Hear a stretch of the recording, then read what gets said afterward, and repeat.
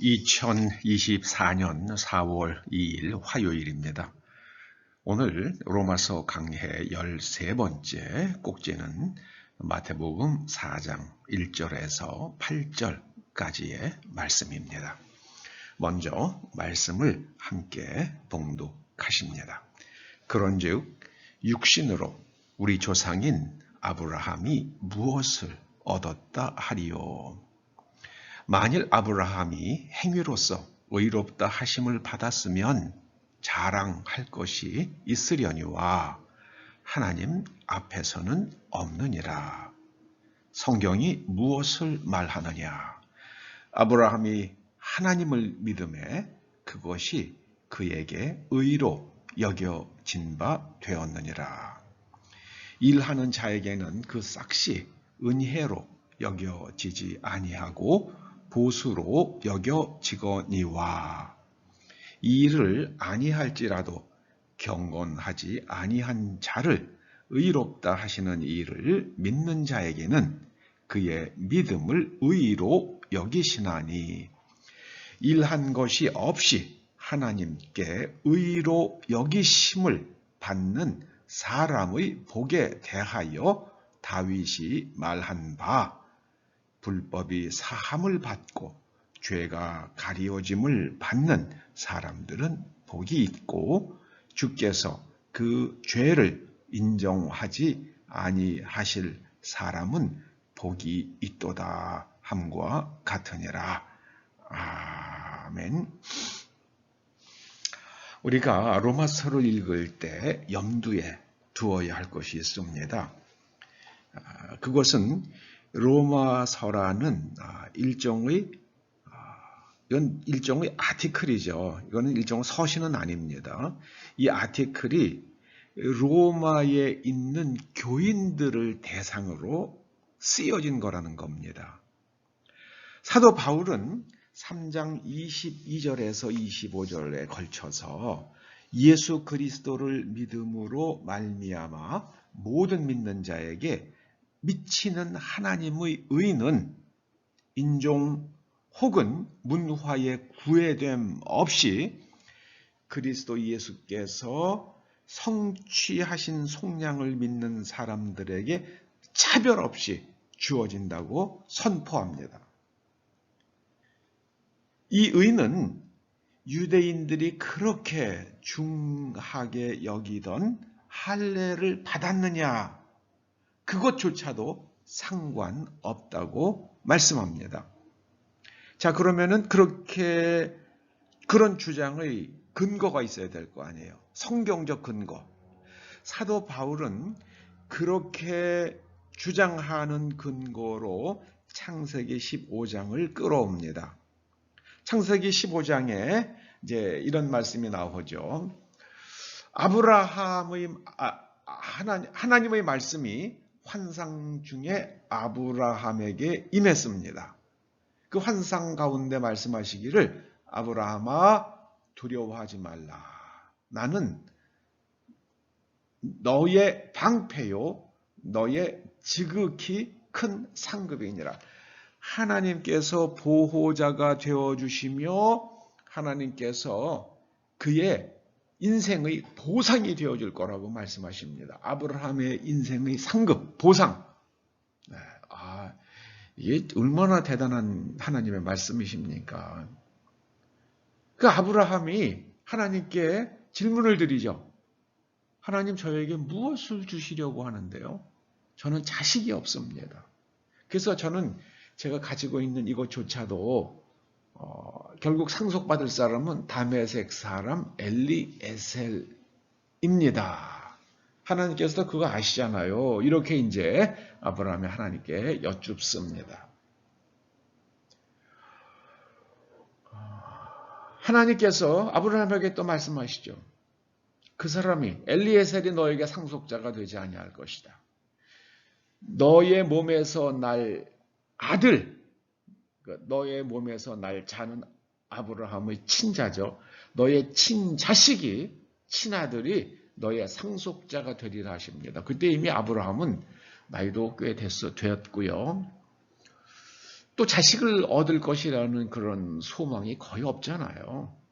그러면서 하나님께서 아브라함을 바깥으로 끌고 나가시면서 하늘을 봐라.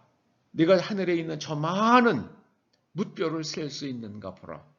이렇게 말씀하시는 것으로 봐서는 이게 밤이죠. 밤.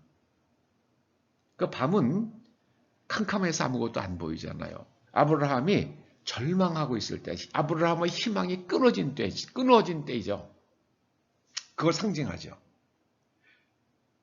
그에게 이렇게 말씀하십니다. 네가 하늘의 별들을 셀 수 없는 것처럼 너의 자손이 그와 같이 많을 것이다. 그런데 아브라함이 하나님을 믿었어요. 그 말씀을 믿었어요.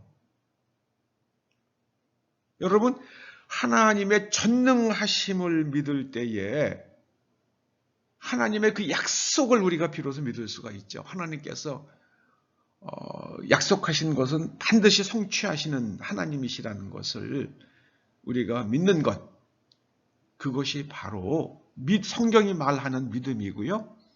또 그럴 때에 우리의 내면 구조가 완전히 바뀌어집니다. 할렐루야. 이걸 아셔야 돼요.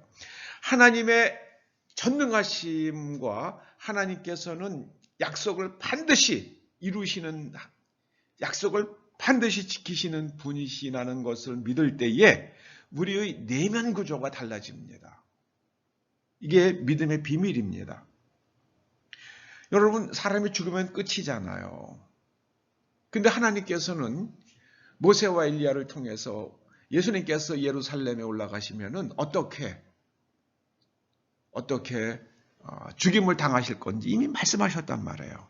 그런데 예수님께서는 하나님께서 말씀하신 바 예수님께서 십자가에서 죽으시더라도 하나님께서 사흘 만에 다시 일으키신다는 그 약속을 예수님께서 믿으셨습니다. 그리고 제자들에게 그 말씀을 하셨어요.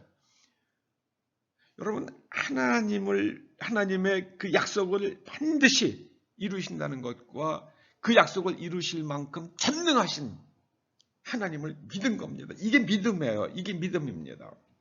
그 사람들이 왜 죄를 짓습니까? 하나님의 말씀대로 살면은 내가 쪽박 찬다고 믿기 때문에 남의 거 훔치고 도둑질하고 사기치고 하는 건 아니에요.